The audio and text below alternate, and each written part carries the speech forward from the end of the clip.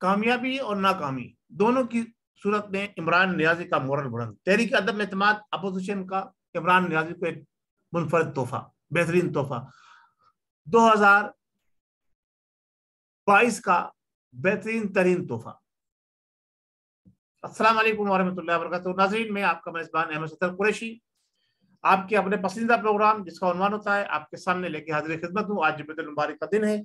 आइए आक़ाए दो आलम सय्यदुल मुरसलीन खातमुन नबीय्यीन मोहम्मद मुस्तफ़ा सल्लल्लाहु अलैहि वसल्लम पर दुरूद भेजें। अल्लाहुम्मा सल्लि अला मुहम्मदिन व अला आलि मुहम्मदिन कमा सल्लैता अला इब्राहीम व अला आलि इब्राहीम इन्नका हमीदुम मजीद। अल्लाहुम्मा बारिक अला मुहम्मदिन व अला आलि मुहम्मदिन कमा बारकता अला इब्राहीम व अला आलि इब्राहीम इन्नका हमीदुम मजीद। अस्सलातु वस्सलामु अलैका या सय्यदी या रसूलल्लाह व अला अहलिका व अस्हाबिका या सय्यदी या हबीबल्लाह। अस्सलातु वस्सलामु अलैका या खातमुन नबीय्यीन मोहम्मद मुस्तफ़ा सल्लल्लाहु तआला अलैहि वसल्लम। नाज़रीन, सबसे पहले तो गुजारिश करूंगा कि आप चैनल को अगर सब्सक्राइब नहीं किया अभी तक तो सब्सक्राइब कर लें, और अगर सब्सक्राइब कर चुके हैं तो अपने दोस्तों में शेयर करें हमारे प्रोग्राम को।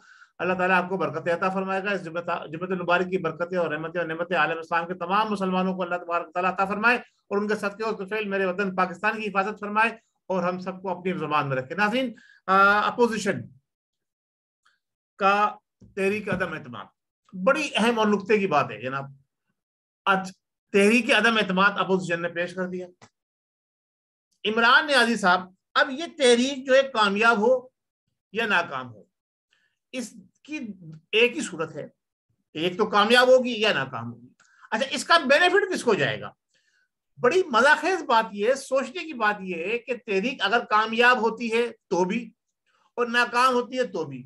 हम ये समझ रहे थे, अवाम ये समझ रही है या मुत्तहदा अपोजिशन ये समझ रही है कि तहरीक अदम एतमाद अगर कामयाब हो गई तो जनाब मुत्तहदा ने तीर मार लिया, इमरान नियाज़ी को डेरेल कर दिया। नहीं नहीं नहीं नहीं, ऐसा कतई नहीं है जनाब। और अगर तहरीक नाकाम होती है तो मुत्तहदा तो वैसे ही, अपोजिशन जो है अभी तक 4 साल के अंदर सिर्फ दरवाजा ही खटखटा रही थी, डोर तो खुला नहीं था। तो एक दफा और समझो उसने खटखटा दिया, वो भी नाकाम हो गया, डोर नहीं खुला, अपोजिशन के लिए रास्ता नहीं खुला। बेनिफिट किसको हो रहा है, फायदा किसको हो रहा है, मोरल किसका बुलंद हो रहा है? जी, मोरल किसका बुलंद हो रहा है ये मैं आपको बताऊंगा आज के प्रोग्राम में। कल इसके मैं उस तरफ जाऊं, 2-3 चीजें और आपको बताता चलूं। ये सारी तहरीक और जो सारे मामला चल रहे हैं इसके पीछे क्या अवामिल कार फरमा हो सकते हैं? क्या आप ये समझते हैं कि जरदारी ये सब पे भारी था, वो ऐसी एहमकाना हरकत कर सकता है जो ये तहरीक अदम एतमाद पेश करके की गई है? यानी मेरी समझ से बालातर है कि तहरीक अदम एतमाद अब क्यों पेश की? क्या इसके पीछे अवामिल कार फरमा है, या इस्टेब्लिशमेंट ने उनको प्रेशर किया है अपने आप को सेफ हैंड में लेके जाने के लिए, या फिर बैरूनी ताकत, जैसा इमरान नियाज़ी साहब ने कहा कि जनाब अली ये जो है बैरूनी कुव्वतों के इशारों पे काम कर रहे हैं।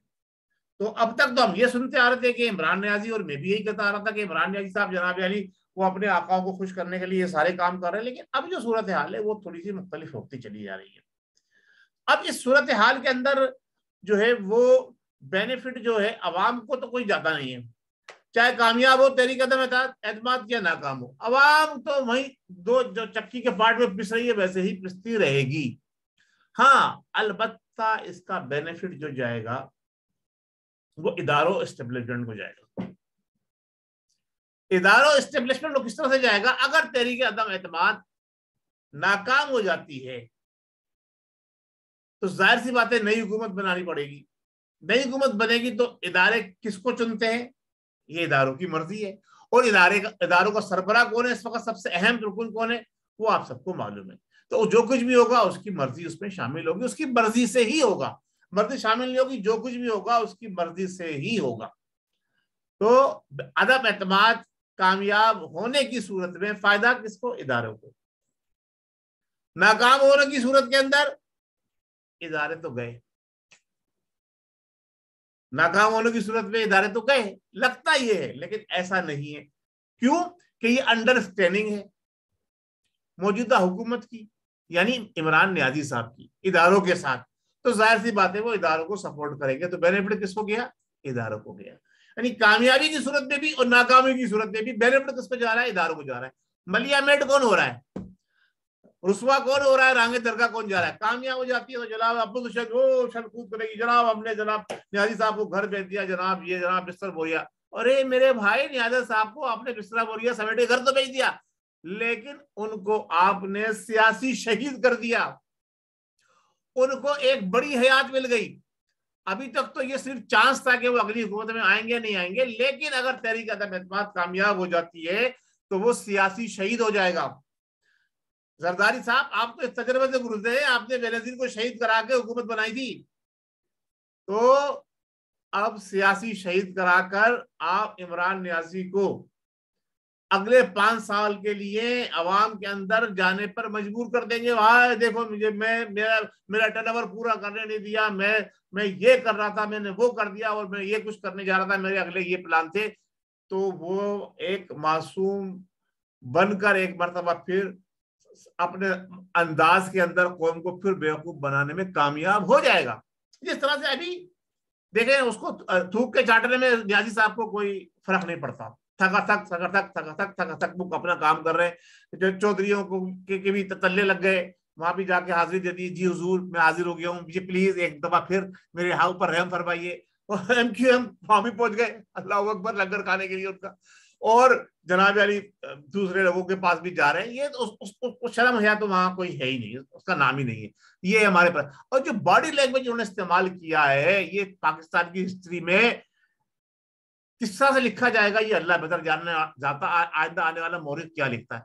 अच्छा, ये है अदम एतमाद की कामयाबी, ना कामयाबी की सूरत में कि इमरान नियाजी साहब सियासी शहीद हो जाएंगे और फिर वो अवाम में जाएंगे और फिर अब पहले से ज्यादा सीटें लेकर आएगा।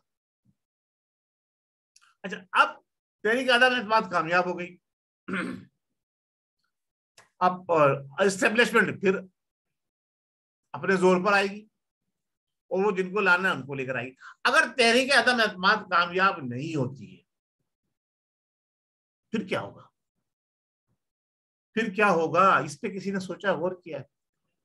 इमरान नियाजी साहब ने तो खुला आम धमकी देनी शुरू कर दी है, कामयाब होने की सूरत में भी और नाकाम होने की सूरत में भी। अच्छा, अगर तहरीक एतमाद नाकाम हो गई तो क्या होगा, इमरान नियाजी साहब का कद और बढ़ जाएगा, वो अब उन्हें अवाम में जाने की जरूरत नहीं है। अब इस्टेब्लिशमेंट के ऊपर जरा सा सोच समझ के उनके साथ चलना होगा। बाकी नियाजी साहब ने जरदारी को तो टारगेट बना लिया, पहला टारगेट वो है उनका। पहला टारगेट कौन है? जरदारी, जो था सब पर भारी, वो नियाजी साहब का पहला टारगेट।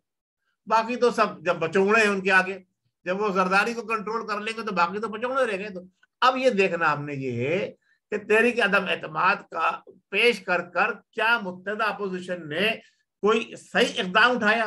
मैं ये समझता हूँ, जो मेरी सियासी और बसीरत कहती है, जो मैं जिस नतीजे पहुंचाऊं कि इंतहाई बेवकूफाना इकदाम इस वक्त मुत्तहदा अपोजिशन ने उठाया है। कल के भी ब्लॉग में बताऊंगा कि ये सारा इकदाम क्यों उठाया गया, इसके पीछे किसके हाथ थे। लेकिन आज हम जो बात कर रहे हैं वो ये बात कर रहे हैं कि ये इंतहाई गैर संजीदा, चलो आईनी तो कह सकते हैं, मगर बगैर जरूरत इस वक्त इस इकदाम को उठाने की जरूरत नहीं थी।